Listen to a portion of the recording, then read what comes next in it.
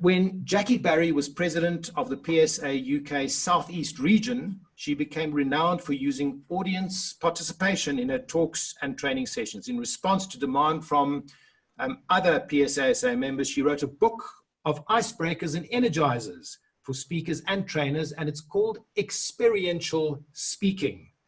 Now, you might wonder if right now is the best time to be launching a book on experiential speaking.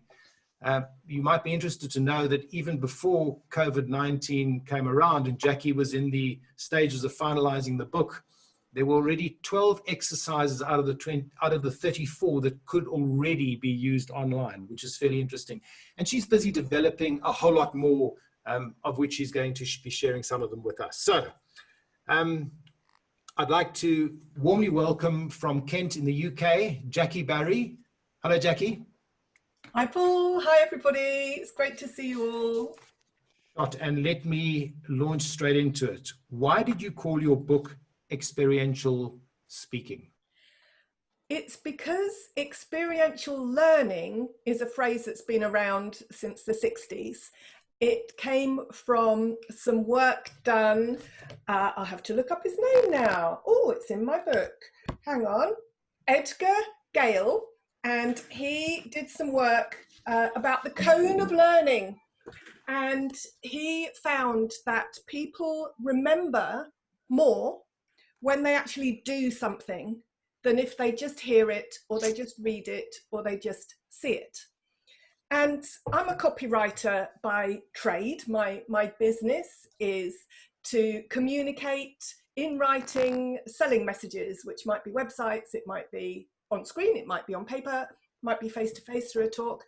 And knowing this made me realize sometimes the best way to get a message across is by an activity that your audience undertakes. And they will be more likely to remember the activity than anything you said or anything you did or anything they read. So, experiential speaking is the art of using audience participation, but always when there's a point. It's icebreakers and energizers and games that speakers and trainers and presenters and facilitators can use, but always with a learning outcome. So that word experiential is an interesting one, because I think what we find is that when we do something, we not only retain it longer, but in a sense, we get what I like to refer to as realizations. And we don't get that the same way by being lectured to. We get it through experiencing it ourselves and getting that aha moment. Yes, and good speakers will give their audience an experience anyway. It might be an experience of great storytelling or an emotional journey that you take them on. But these are experiences that they do. And I think it's become even more important in the virtual world, because we know about Zoom fatigue, and we know that sitting and looking at a lot of people in little boxes is very exhausting. And I've been doing online training courses ever since this pandemic began. Sometimes for a whole day, that's a lot of attention you're expecting from people. And I make sure they have an activity at least every 15 minutes. Yeah, so that is the trick, not allowing a period of longer than 15 minutes to endure before you get them involved and re-engaged again through some kind of activity. Well, some people would say attention spans are even less than 15 minutes, but because we're all about trying to engage our audience, it's probably a good cue for me to suggest some of the ways that you can start an online meeting. Show us. Okay. You know that often there's 2 or 3 minutes while everybody arrives, and often you're left with a bit of chit chat while you're waiting for everyone to come.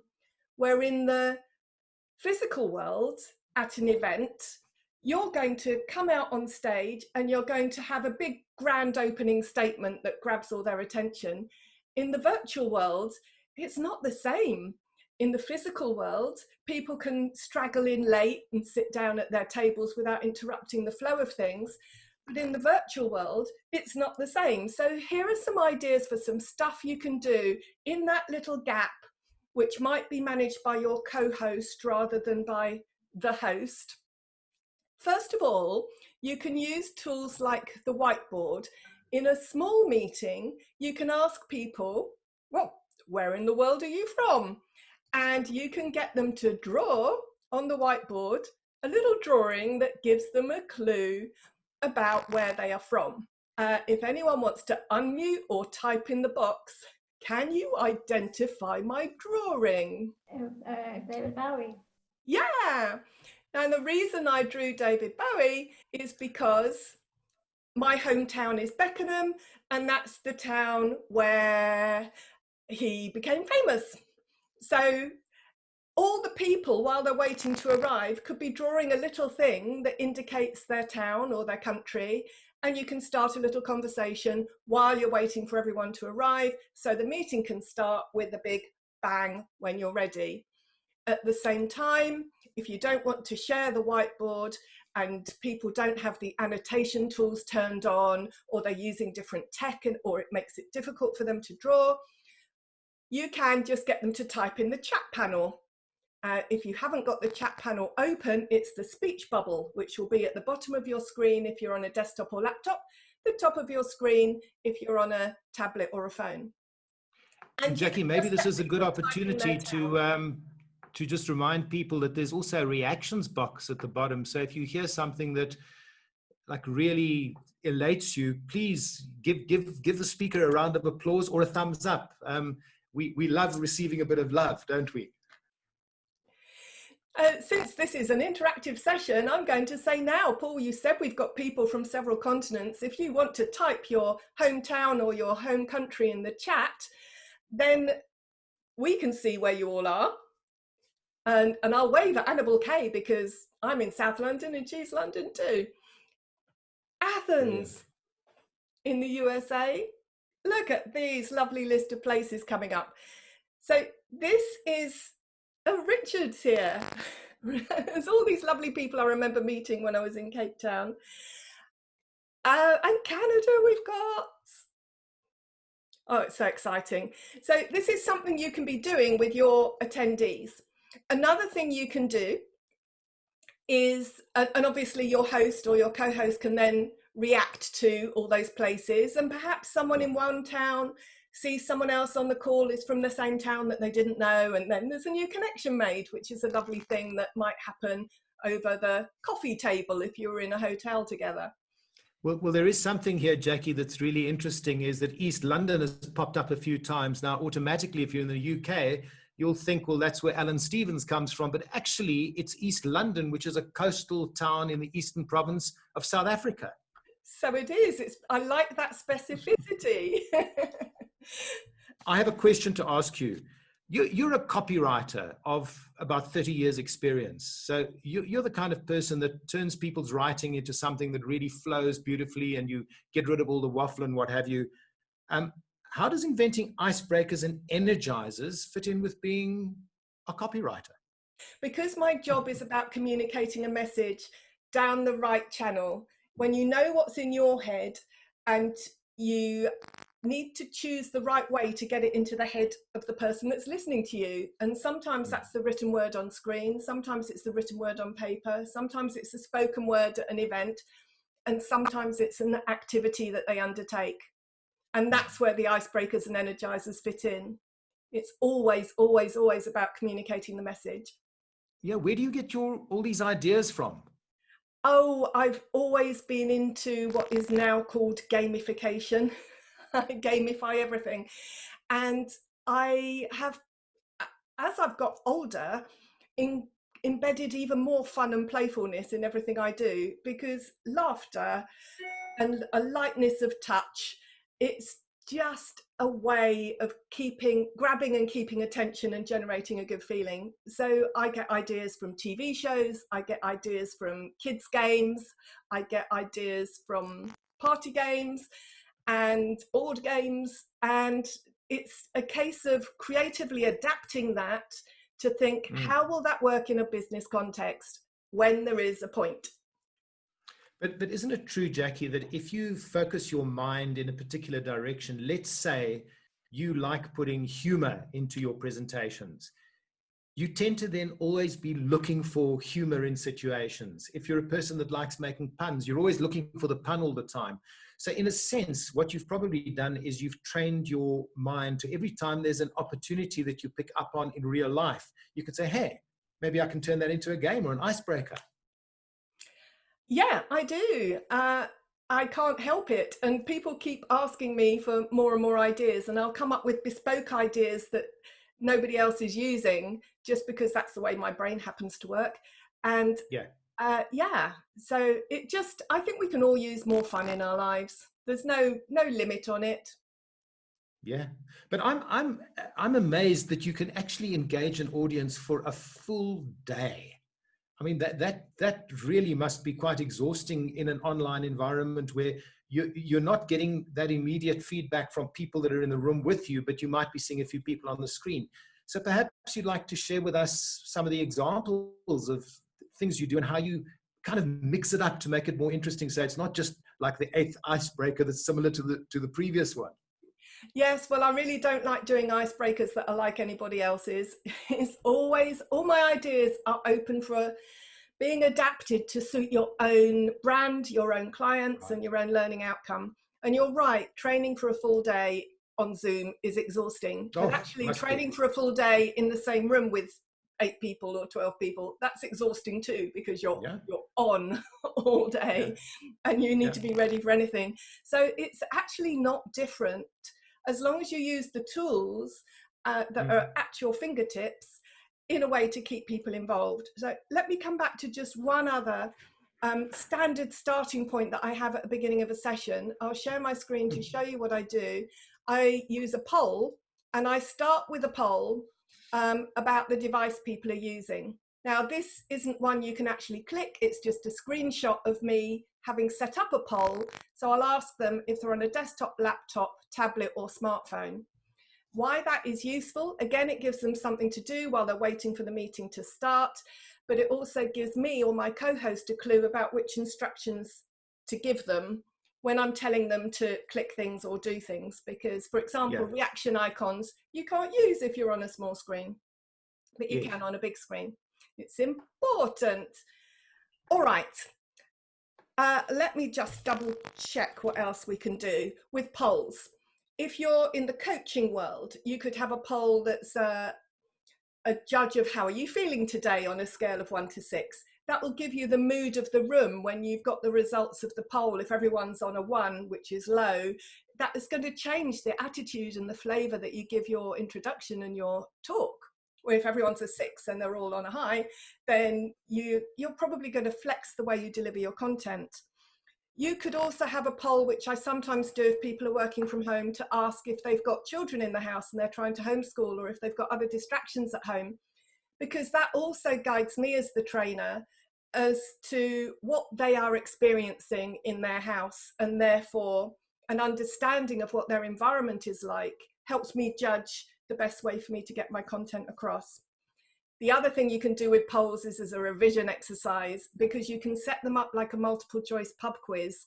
And at the end of your day, if you've tried to embed certain messages and you want to measure their understanding, you can use a multiple choice poll to get people voting on what they've learned or what they thought of your session, or there's any number of creative ways you can use them. And we know that it's not just Zoom polls you can use. There's tools like Slido, Mentimeter that can be even more creatively graphic than Zoom polls can. But one of the big issues with sitting in front of Zoom screen all day is you're very passive, stuck in your chair. So if there are things you can do that make people move around, that can be a good thing as an energizer. In the neuroscience, you're getting people's attention back. You've got the blood flow going, there's more oxygen running around your body and to your brain, so they're more likely to pay attention. And there are various things you can do, such as set up a treasure hunt. That's what you're going to do now. You're going to have a treasure hunt online. An online treasure hunt in your house, or wherever it may be.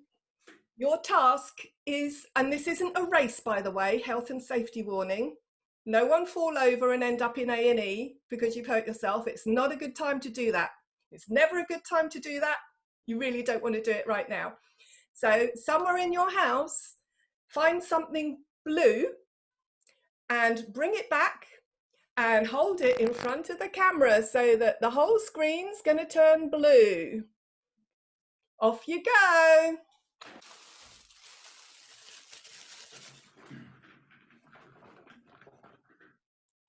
Look at that, look at that. We've got a blue sign. It's never too late to have a happy childhood. Love it. There's a book cover. We've got some, is it eggs? A blue duck, Annabelle. I'd expect nothing less. That's fantastic. Okay, you can take that away now. And you can see you get some great screenshots if you do something like that. But you can go through the whole rainbow and talk about the creativity of what things people have found in all the different colours to wave in front of their camera.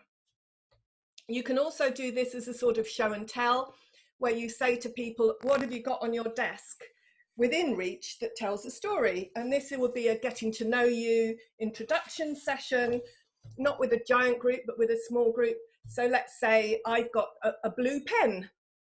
And this reminds me that when I started my career in the catalogue industry, and you used to have to mark up copy with a pen on paper, all the copywriters used blue, all the graphic designers used green, and all the buyers used red. So you knew who'd written what. And as a copywriter, I just don't feel right if I use any other colour pen but blue. So there's a little thing that tells you a story. You now know something else about me. And if you go around your virtual room and everyone reaches something and tells you a little story about it, you've got a bit of bonding, a bit of team building, a bit more insight into who you'll be working with during this session. On the subject of physical props, you don't have to use the icons that are in the participant panel where you can tick for yes and cross for no. You can do what Mark Lee does, and he's made little signs. So you can prepare little signs that you can hold up to the camera, and they can say anything that you want them to say. And you can be creative with how you make them. And you can have any kind of reactions that you feel that you might need. And if you want to, you can prepare some of this stuff, put it in a Dropbox folder or email it, or even post it in the physical post to your attendees. So they've got a set of branded little signs or props that they can use during your meeting.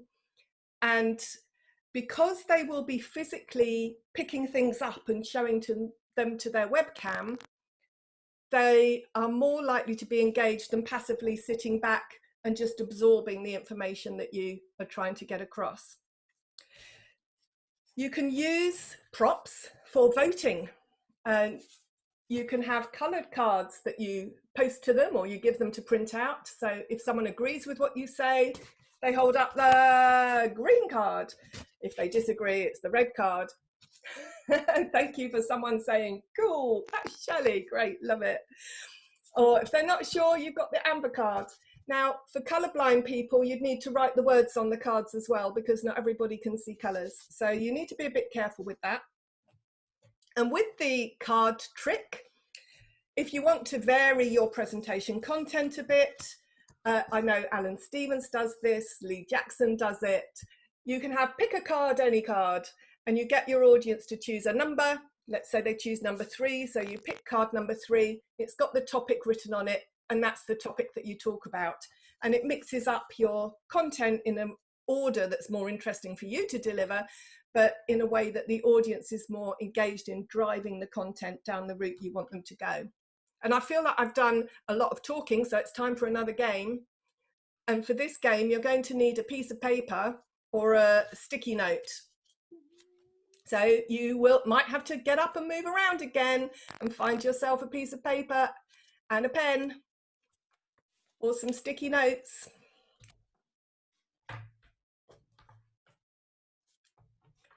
And I can see people are rummaging around to find things. And on your piece of paper, now this one is from my book, but it's also all over Google, I didn't invent this, you're going to draw a pig. That's a farmyard animal. And you've got a few seconds. I can see Paul has a model pig that he can copy. I have Priscilla here, and I've been very neglectful because I normally offer Priscilla something to drink, and I've neglected her. So there we go, Priscilla. There, she's feeling much better now. That's good to know. When you've drawn your pig, you hold it up to the camera. And I will very quickly give you the interpretation, according to Google, which means it's not scientific, of the pig drawings. Okay, if your pig's towards the top of the paper, you have a tendency to be positive and optimistic. If it's the middle of the paper, you tend to be realistic. Towards the bottom, you could be pessimistic and be prone to behaving negatively. If it faces left, you tend to believe in tradition, you're friendly, and you might remember dates very well. If it faces right, you're innovative and active, but you might forget dates and may not have a strong sense of family. If it faces front, you tend to be direct. You might enjoy being devil's advocate, and you don't fear or avoid confrontational discussions. With lots of details, you tend to be analytical, and you could be cautious and distrustful. With few details, you could be emotional, focus on the big picture rather than detail. You could be a risk taker and prone to reckless and impulsive decisions. If there are fewer than 4 legs showing, you could be living through a period of major change, and let's say, who isn't? But anyway, as a result, you may be feeling insecure. With 4 legs showing, you are more secure, you stick to your ideals, but people might call you stubborn. With big ears, it shows how good a listener you are, and the longer the tail it has, show your pigs again, that shows how happy you are with the quality of your sex life. According to Google. Like I say, it's not scientific, but that's a lovely little thing that you can adapt for your own session. You can make them draw whatever you want, doesn't have to be a pig, you can make the interpretations whatever you want, but it gets a laugh, especially with a group who think they know each other already. And if you start off with a laugh, they're more likely to listen to you for the rest of the session. And it's a fun thing. And thank you for laughing, because you're all on mute, but I could see laughter was happening. And that's very satisfying to know that it worked. Now, I asked for another piece of paper. You're going to need an A4 piece of paper for this one.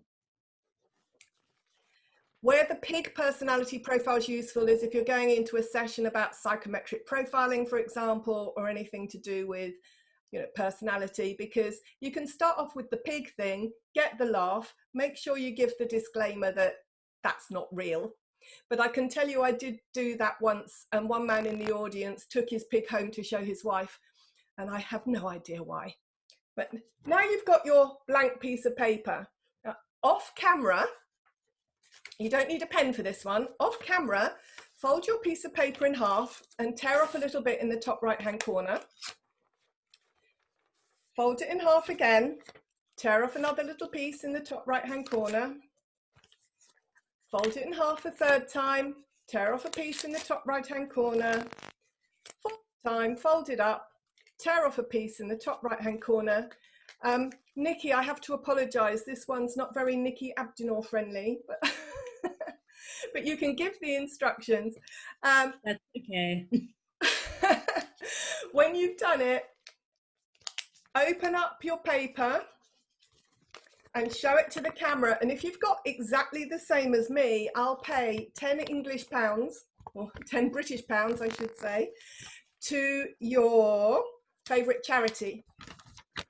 So has anyone, hold them all up, has anyone got the same as me? Has anyone got the same as each other? Let's have a look. Oh. It looks to me, let me look at the other screen, as though they're all completely different. How do you use that activity? My money is safe. How do you use that activity? Let's say you want to talk about diversity. Well, that's a really quick and easy exercise that shows how different everybody is, but nobody was actually wrong. Everyone's very compliant and obedient. People did what they were asked to do. Yeah. And people obeyed those instructions to the best of their ability. So the other message you can take from this is maybe one about communication.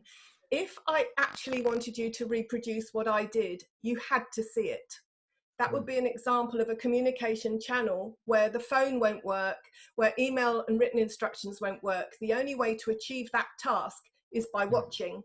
So the proper channel for that task would be a video demonstration telling you which way to turn the paper, how big to tear the corner, which way to fold it, and then you could match what I did. Okay, so what I wanted to ask you, Jackie, is that in preparing for a longer session, what I imagine that you would do is that you would prepare certain exercises to assist you to make a particular point or get somebody or your audience to experience a certain thing. But then, of course, you would have other ones in your back pocket just in case scenarios cropped up where you'd need to bring in another game that wasn't planned. How do you manage that kind of thing? I've got all kinds of games in the back of my head, and one of them has just come to my mind, so maybe we should play it. It's a game where you need to be able to turn your camera on and off. So on a big screen, it's the video icon at the bottom. On a small screen, it's the video icon at the top. And the second thing you need to be able to do is hide non-video participants. Now, how you do that? On a big screen at the bottom, where it says the video icon, there's a little up pointing arrow. And then it says video settings. And there's a tick box there towards the bottom of the list that says hide non-video participants. Alternatively, you can hover only any of the black boxes, and in the corner of the black box are 3 little dots. And if you click the 3 little dots, it says hide non-video participants, and all those people will disappear on the screen. And you all have to do it. It's not something the host or the co-host can override. So I know 32 people have turned their camera off. I can see 6 people left on screen. Oh, we've gone down to 5, 4. And so if you turn your cameras off, all that will be left is the one person. Now, if you turn your cameras back on again, those people will reappear. Now, how you can play with that is if you want to do a presentation with just a few people presenting, that's how you can do it, but you are at the mercy of people obeying instructions, which generally they will do, or you can turn it into a game. And the game that you can play is called Never Have I Ever. And the game is another getting to know you game. Never have I ever, for example, seen the film Rocky. So if you have seen the film Rocky, turn your camera off. If you haven't seen the film Rocky, turn your camera on. And all the people who haven't seen Rocky, there are 5 of us, oh, 4 of us, hello, it's just us that haven't seen Rocky. Then you pick another topic. Let's say, never have I ever baked my own bread. If you have baked bread, turn your camera off. And if you've never baked your own bread, turn your camera on. And now we have got a whole bunch of people. Hello, everybody that's never made bread. I know lots of people over here in the UK have started making bread suddenly. That is so clever. So actually what you're doing is, in a sense, you're teaching them to use the controls of the platform by turning it into a game. It's absolutely ingenious. I've got, if you want to turn your cameras back on, that's fine. I've got one more thing that I would normally end a Zoom session with, which is a revision type exercise. And you know that normally we speakers are trying to communicate learning points that we want people to remember. And how do you test people have remembered it or not during your call? Well, you can play a game. And one of the games you can play is, in my book, I call it the hat game, because you fold up all your jargon phrases and on bits of paper and put them in a hat, and you pass the hat around the table. On a Zoom call, the replacement is you can still do that if you're the host, you can still have them bits of paper in a hat, but you would type each clue as a private message in the chat. Now, you know, in chat, you can send a public message that goes to everyone, or you can click the little blue drop down arrow and you can send a private message just to one person on the call. So I, the host, would work out whose turn it is, and I would send them a private message saying, here's your clue. That person then has to play charades. They have to act out the word or phrase without saying anything while everyone else guesses. They get 1 or 2 minutes to see how many clues they can get through, keep scores as you go along. You go through all the words in the hat, and the second round, you have the same words, so it's easier for people to guess because they might remember what all the words are from the first time. But the second time you play the game Articulate, which is where you describe what's on the piece of paper without acting it. So you go round again, get another round of scores, and you could do a round where they have to draw it using the whiteboard or a tablet or a piece of paper and holding to the camera. And there's about 15 different games you can play. Now, what's happening with that psychologically is they're going through the same words and phrases, the ones you're trying to teach them, again and again and again, but they're coding them in their brain in lots of different ways, physically, verbally, visually, and they're more likely to remember than they are from some dry theory. So I do love ending with, if it's not a poll with a quiz in it, some kind of revision exercise that's turned into a game. And that way people are more likely to have the learning embedded, and they're more likely to remember it because they've been part of learning it, not just passively receiving it. Shelley, I can see your hand is up. Yes, a couple of things visually that I've been looking into is, let's say you need to be the focus because you're doing an input. Apparently, if you spotlight your video, then that makes you big and you can unspot and unspot your video. If you were in a very, so that's just one comment, but the question is, if you were in a very businessy kind of crowd as opposed to a playful crowd, and you'd like to playfullize, as opposed to plagiarize, playfullize a rather staid group, what would you recommend, like from the beginning? I'll pick up your first point first, which is that yes, you or the co-host can spotlight whoever is the main speaker, but people have control of their own device and they can override it. So you can't be sure what they see. If they want to switch to gallery view, they can. If they want to pin somebody's video and therefore on their own device spotlight someone else, they can. In the same way that in the same physical room, you can't force them to look at you. They might go and look at whoever's sitting next to the fire exit if they want. You can't force them, but you can attempt to spotlight somebody. The second one is your new word. We have a new word, playfullize. It will make it to the dictionary. Credit Shelley Rose Charvet. Yes, you would have to judge which games you choose and how you introduce them to your audience. And of course, some audiences are more staid and less playful. For me, I've got a talk next week to a group of very senior leaders who have a brilliant sense of humour, but wouldn't want you to know it. And I actually sat in on their last month's meeting to work out how I could pitch my gamification to make sure it hit the mark. And for them, the paper tearing will work. Because you can very immediately draw a serious message from it and then send them off into breakout rooms where they can discuss it and discuss what they've learned from it. And it is ever so slightly disruptive. I have a speaker in the Far East that I have been in contact with a while back, and over there, culturally, tearing paper and throwing it around would be really disruptive. But the clue, I think, with all these things is if you are willing to make yourself more of a fool than anybody else, it gives permission to everybody else. And it is also the setting up of it in advance. If they know it's interactive and they know they're going to partake in participative games or activities, then they, for my sessions at least, people turn up prepared and ready for it. Jackie, you've just been paid the ultimate compliment. Leslie's put in the chat box that this session was far too short.